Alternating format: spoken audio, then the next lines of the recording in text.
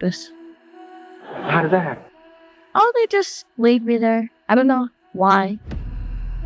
Culkin's childhood is often cited as a cautionary tale of child stardom, defined by a meteoric rise to fame followed by a harrowing battle for autonomy against his father, Kit Culkin. Behind the scenes of the Home Alone phenomenon, Culkin lived a life of intense pressure and alleged maltreatment. The early environment.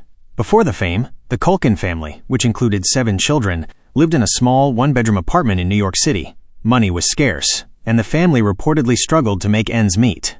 Kit Culkin, a former child actor himself who never achieved major success, moved his children into the industry early on. Macaulay began acting in off-Broadway plays at age 4. Patterns of abuse and control.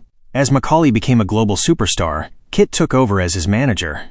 Macaulay has since described his father as a man who used fear and intimidation to maintain control over the family's lucrative assets. Physical and mental abuse. Macaulay has publicly stated that his father was physically and mentally abusive. He described a home life where he was frequently threatened with physical violence if he didn't perform well or follow orders. The jealousy dynamic. Macaulay has suggested that much of the abuse stemmed from Kit's resentment. In interviews, he noted that by age 10 he had already excelled at everything his father had failed to achieve in his own life, which created a toxic power dynamic. Forced labor. Despite being a child, Macaulay was often pushed to work past the point of exhaustion. He has recounted stories of being forced to stay up all night to memorize lines and being denied a break even when he begged for one. The breaking point, retirement and legal action. By the mid-1990s, the tension reached a peak.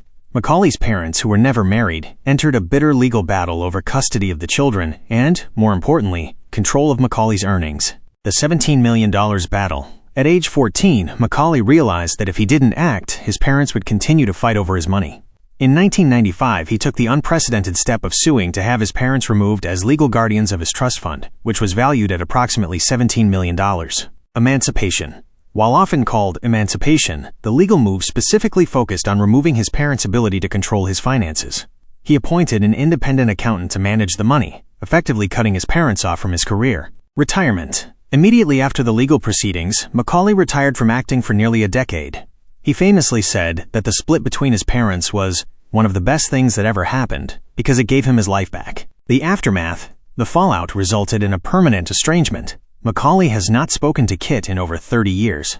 When Kit suffered a major stroke in 2014, Macaulay did not visit him, later stating that his father was not a good man and that he had no room for him in his life. In recent years, Macaulay has spoken more openly about his recovery.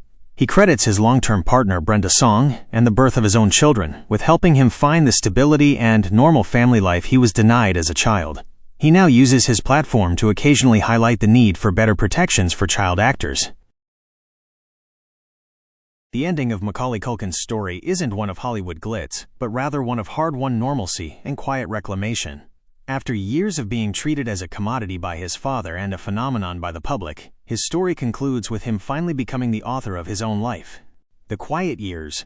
Following his legal battle at age 14, Macaulay essentially disappeared from the spotlight.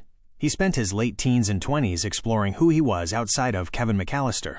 He experimented with indie films, joined a comedy rock band called the Pizza Underground, and launched a satirical lifestyle brand called Bunny Ears.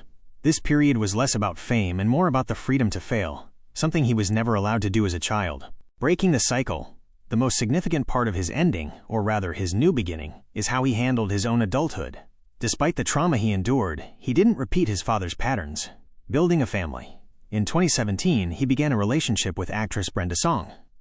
Together, they have 2 sons. A new perspective on parenting. Macaulay has spoken about how being a father has allowed him to provide the safety and protection he never had. He is notoriously private about his children, shielding them from the paparazzi and the industry that once consumed him. The Walk of Fame closure. In December 2023, Macaulay received a star on the Hollywood Walk of Fame. This moment served as a symbolic full circle for his career. During his speech, he didn't thank his father or focus on the pain of the past. Instead, he directed his gratitude toward Brenda Song, telling her, "You are my champion. You've given me all my purpose. You've given me family." The takeaway, the ending to the Macaulay Culkin story, is that he survived. He successfully transitioned from a victim of exploitation to a healthy, happy, and wealthy adult who is no longer defined by his trauma. He lives a life where he only works when he wants to, proving that while you can't choose the family you are born into, you can choose the one you build. Would you like me to help? And their custody battle over the children turned ugly and intense. Literally, I was hoping to disappear off the face of the earth. How are you going to disappear? I don't know, just I figured that people would forget about me. And if I just locked myself in a room for long enough and, you know, grew up, I figured people would just forget about that kid.